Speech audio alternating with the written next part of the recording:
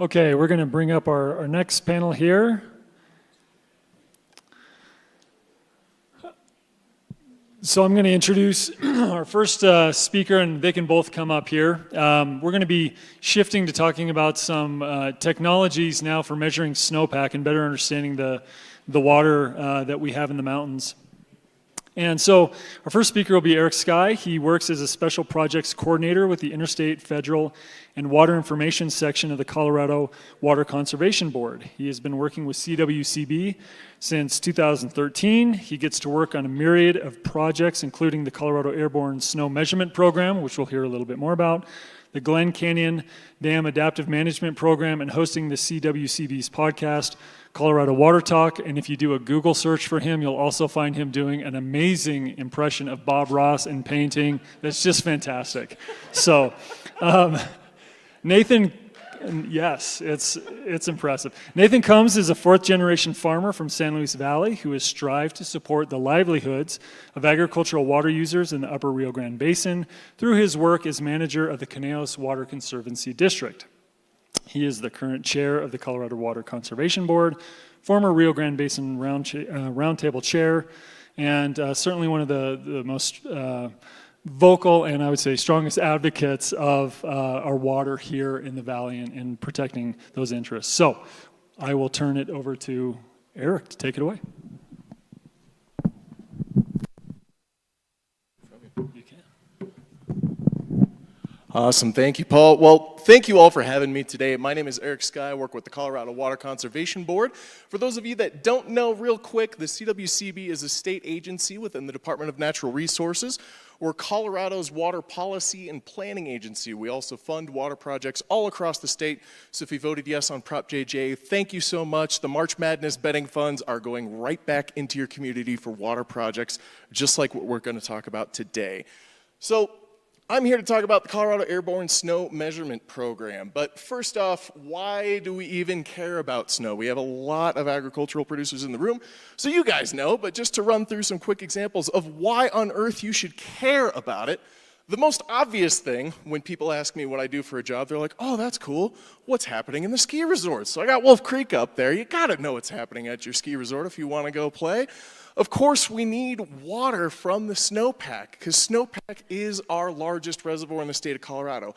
Everything that needs water are going to first need that large snowpack up there. So everything from our ag producers, they're going to need it for the rye, for the potatoes, for growing livestock. You all know that better than anybody. Our friends the sandhill cranes here in the San Luis Valley, they need it for their habitat. And we got to know how playful that new Playwave in Del Norte's going to be this spring. That's all coming from snowpack. Now, I put coffee up there, but since we had someone at lunch today shout about pizza and beer, yes, pizza and beer also needs a lot of snowpack, because you got to have water for those. So next winter, when you're frustrated shoveling snow, just think pizza and beer, or pizza and Mountain Dew. So now we understand why we care so much about snow. I particularly am a potato and caffeine addict, so I really, really care about what's happening in our snowpack. How do we measure it right now? The bread and butter of Colorado measurement for snowpack is the NRCS Snow Survey Program. So behind me, I've got the SnowTel station on the left. Those are these great, every 15 minutes, they're shooting out the snow depth, they're shooting out how much water is in that snow. It's a really great data source, but it's only measuring snow at its one location. So if your SnowTel station's right here, it could be reading 0. But over where Nathan's at in the corner, there could be a snowbank. Now, if you're looking at that SnowTel station and it's reading 0, as the audience, you're totally blind to what's happening around you. There could be a ton of water over where Nathan's at, 0 at the data source. Now, some of that can be mitigated through snow courses over on the left, or audience right. That is a lot more time consuming. It requires people to actually be up in the mountains. They're shoving a metal rod into the snow to get the depth. They're weighing that metal rod for the snow water equivalent. And it takes a lot of time and a lot of effort to get those measurements. Now we do have a lot of them. One in particular is over 100 years old, a snow course. So it is the backbone of all snow data. But they're only measured once a month throughout the snow season. And like I said, it takes a lot of effort. So they're not all over the place. They're not all the time. Well, This is what you're probably more familiar with when you're looking for snow data, right? We've got our lovely NRCS map. Where's my laser pointer? Oh, yeah. So this was March 21st, 2025, okay? Rio Grande Basin was at 72% of average. Well, what the heck does that mean? It means percent of average for that particular day, right? So that percent only applies to March 21st. And it doesn't really give you much more information than that if you're just looking at the percent, right?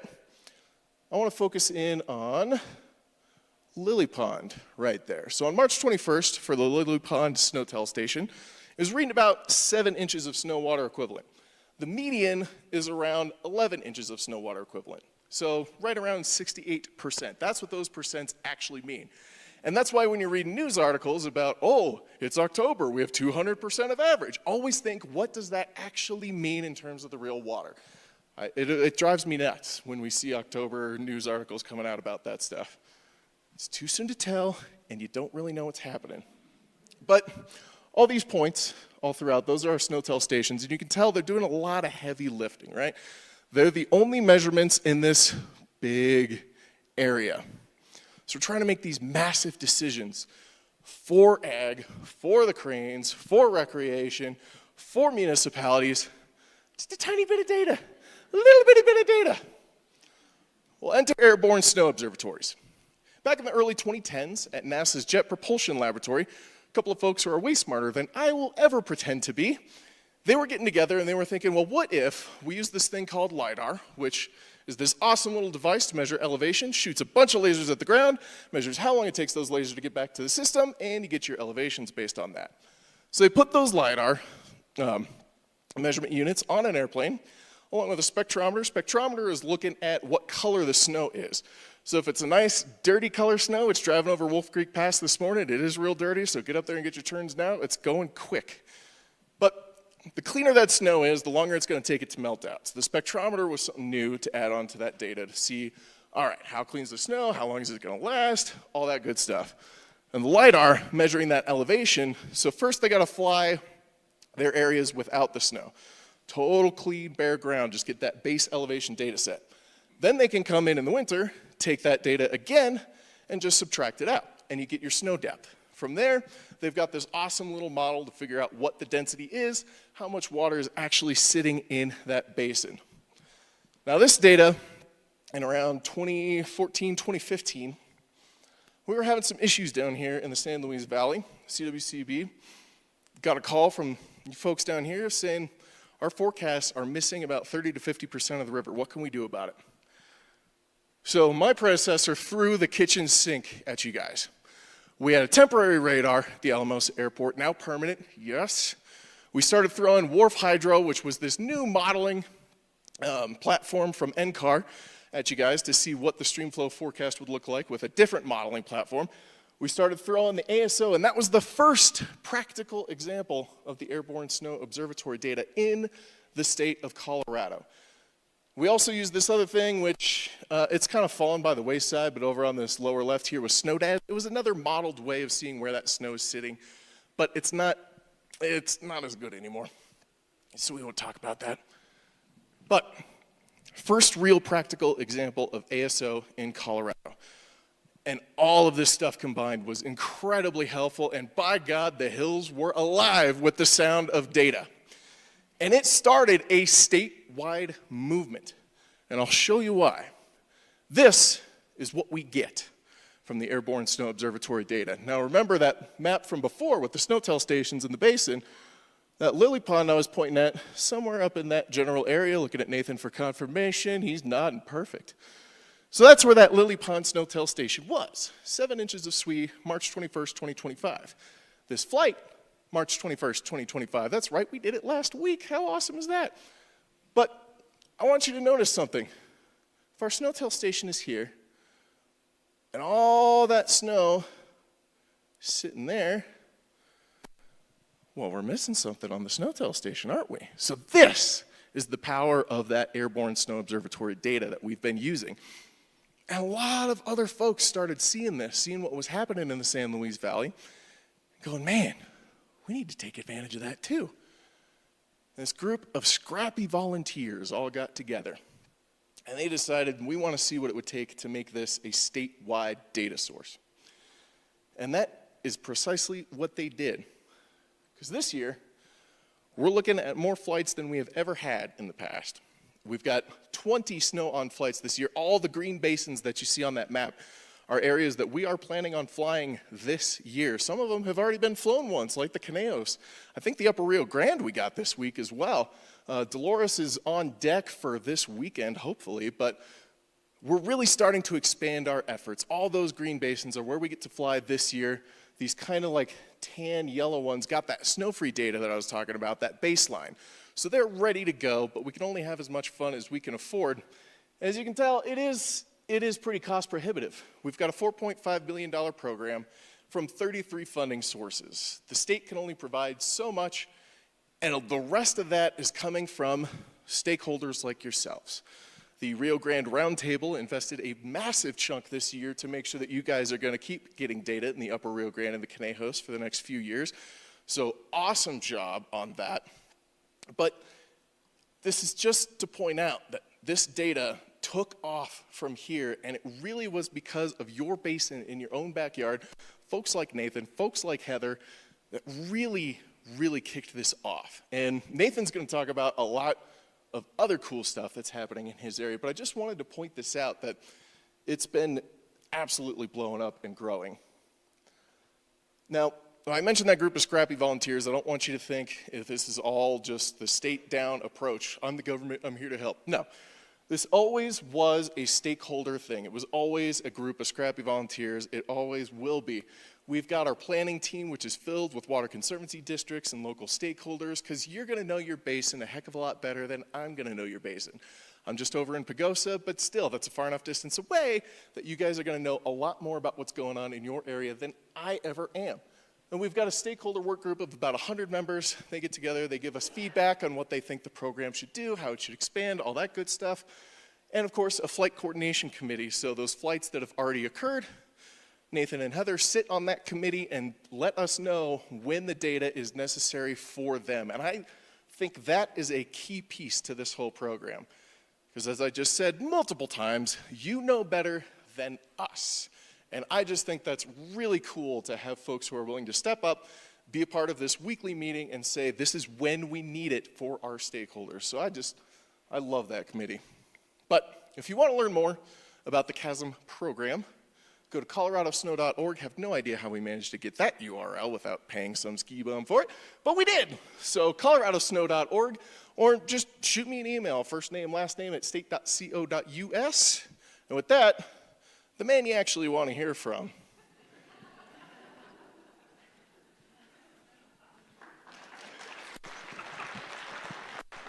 That's fantastic. Can you see the room? Holy cow.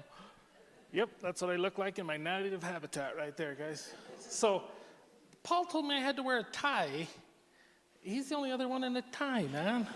I got bamboozled here, and I don't know where he got that that little intro, because my family left England like 6 generations ago, and it was one of those change your name and flee the country type deals, you know?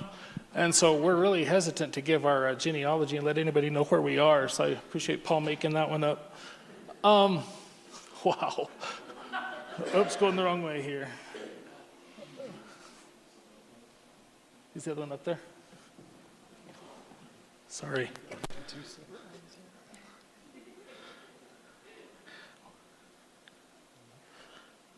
Okay, so while we wait, what do you call a basement full of water engineers?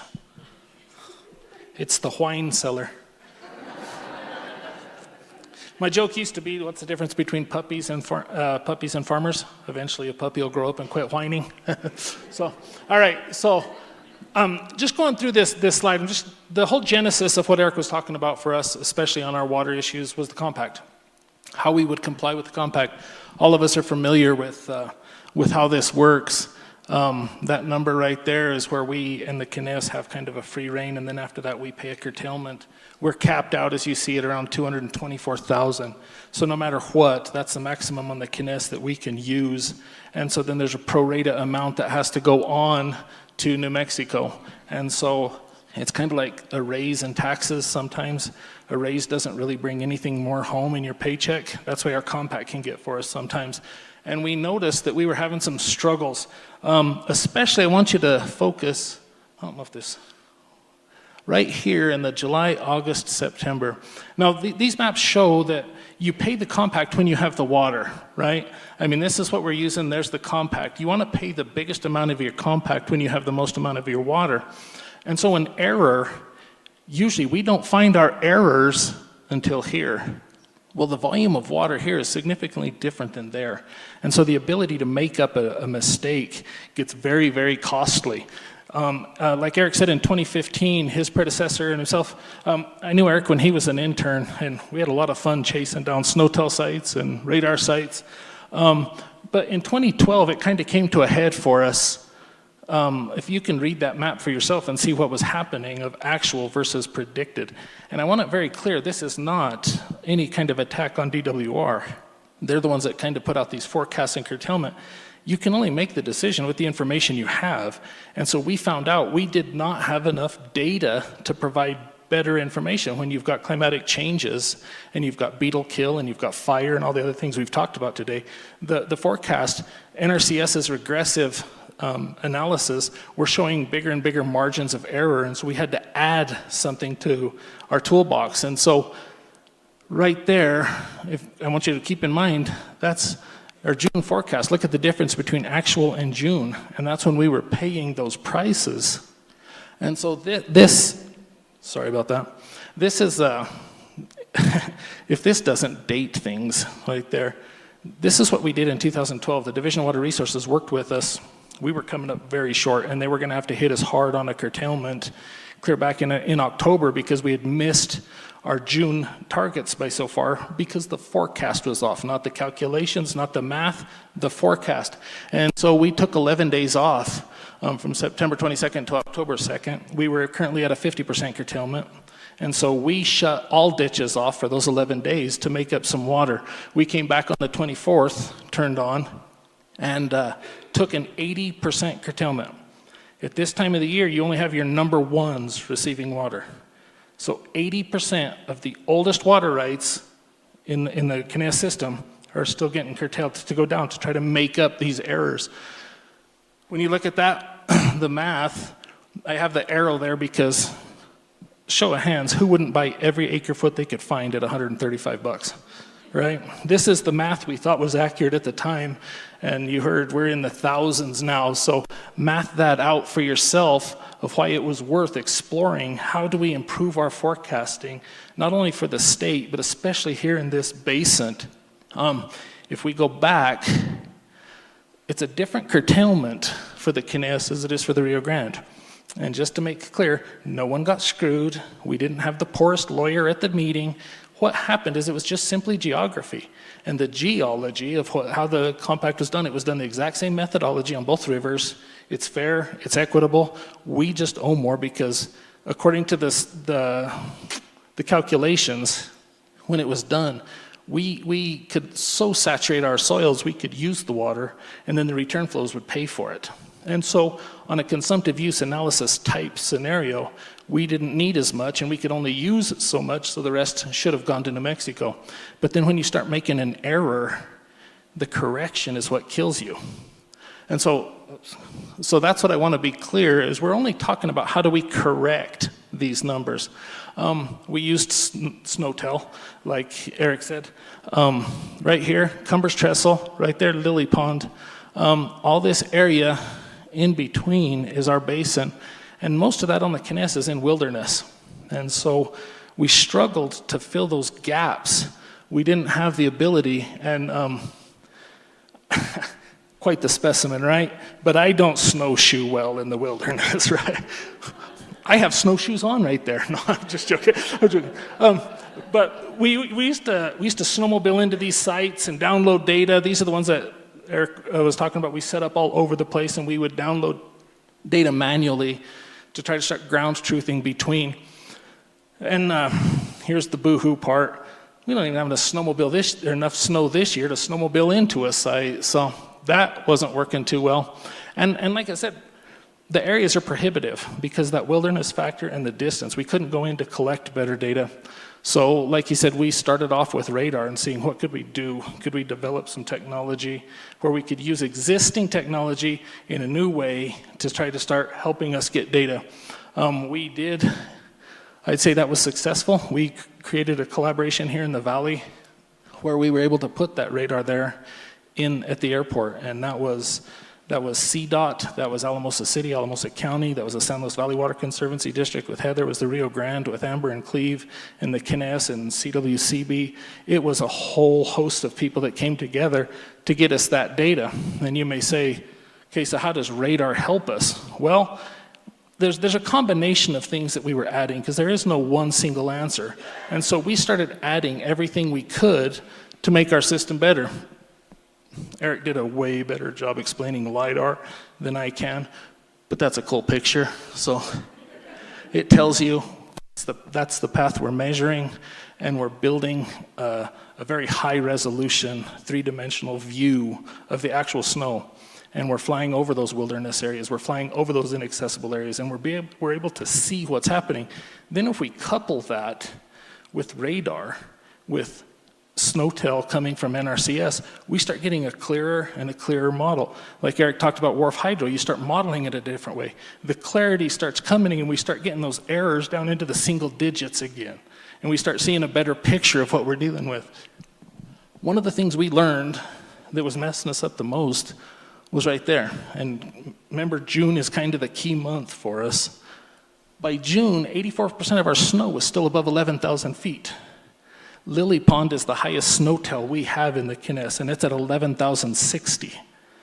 So after June, 84% of our snow, we didn't have any idea how much was there, when it was coming out, what condition it was in, and when we could expect it. So there's where your errors started going. If that river kept churning out, we realized we didn't pay enough water early. Now we're taking the number one's water from them. This is literally Colorado Family Farms head gates being closed to make sure that we can comply with the compact. And so we were able to start correcting that in our modeling with that. Okay, so here's a new one. Are Baxter and Jean still here? There they are. So we teamed up with ARTI to start adding some new tools, right? Erik talked about ASO. There's no doubt of the clarity of that data, and then the radar. And so we started building new tools of, can we combine those tools? Can we start using our radar to build a three-dimensional map? Because all radar sees is activity, right? But it doesn't know what it is. It could be a big old, is it a flock of mosquitoes, a herd of mosquitoes? A bunch of mosquitoes? That's all it sees, a swarm, thank you, Rio. A swarm. So it doesn't know what it's seeing, it just sees reflectivity and activity. And so could we start coupling some of these things together, and then could we start ground truthing it with the SNOTELs we do have? Could we start using the LiDAR at the end to ground truth our modeling? And if you look at this, every one of those little cells is a developed cell where we correlate it or give it a quotient relative to either Lily Pond or Coombs Trestle. So now every time that radar sweeps and a storm happens, we can detect the activity level in that area and build on that map. And we can start developing a three-dimensional map, but it takes all the tools we have. We can't do it with just one. And so then we start seeing these inaccessible areas, not only with LiDAR, we're seeing it with radar. Eventually, we hope we can get satellite data into this, to where we can start seeing what's actually happening in these subbasins and sub-drainages. And so as you see what's up there, all of these give us a better distribution across our basin. We don't have these holdouts like what Erik showed and what the NRCS showed, Lily Pond and Coombs Trestle, and that 60 miles of unknown. So this is the forecast. Now, when I talk about these and I give you numbers, I'm not official. Keep in mind, I'm not official. I just look at the data so we can do kind of a comparative analysis. I see Pat is still here. Pull your hat down a little farther, Pat. NRCS is the one that has to make that final call. I totally understand that, so I don't want anybody to misinterpret my data as in conflict or in opposition to what the DWR has to do. It's all a composite of what we try to look at and how we try to develop. And I will tell you, none of this would work if DWR didn't listen to us. If they didn't accept this data and at least let us come to the table, it would all be for naught because it wouldn't affect our forecasts. But here, this is the number we came up with the snow queue, with the radar building the three-dimensional maps. After we got the LiDAR flight, and we added our correction, because keep in mind, as we're developing this site to just look at activity, we have no way of seeing what's the wind effect, what's the sublimation, what's the melt out. We can only accumulate. Well, after we did the kind of an assessment of LiDAR compared with the radar, compared with the snowtells, we came in really close to what the LiDAR showed at about 113,000 for our forecast. You can read that yourself. But that's the whole point of this. You cannot have too many tools in your toolbox.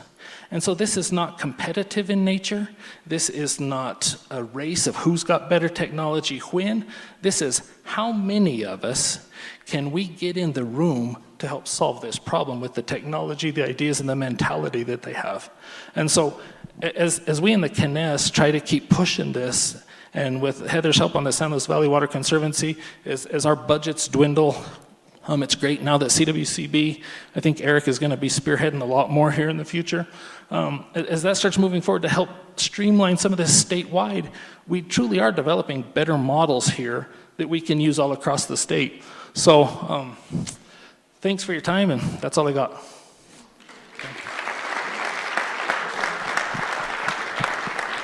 Do you have time for questions, Paul? Maybe a quick question. One quick question before we transition to our next. Anyone? Yes, Laura.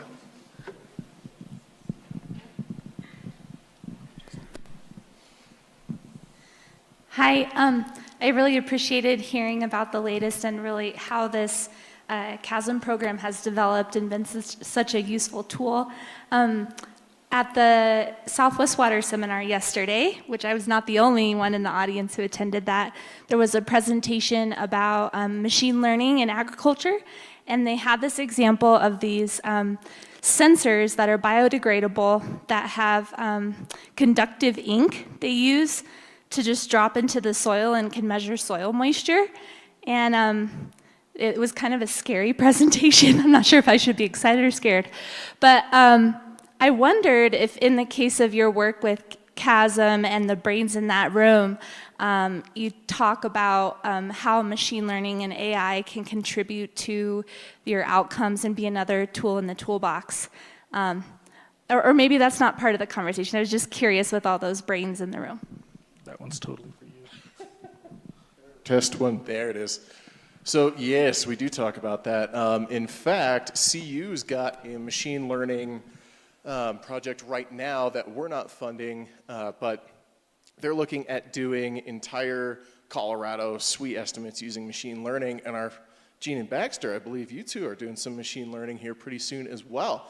So yeah, we are absolutely talking about in the CHASM working group and the planning team. The big thing has been the funding aspect and the leadership aspect, to be totally honest with you. It's a group of scrappy volunteers, and just this year, legislation was introduced to bring this kind of thing in-house at CWCB, and it's not prescriptive to anything. It's just basically says, go out and get the best snow data that we possibly can for our stakeholders and what's going to work best for them. So yes, we are talking about it and just trying to figure out how it fits in.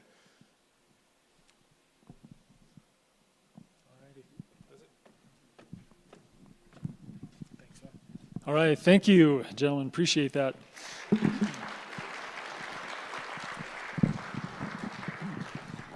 Okay.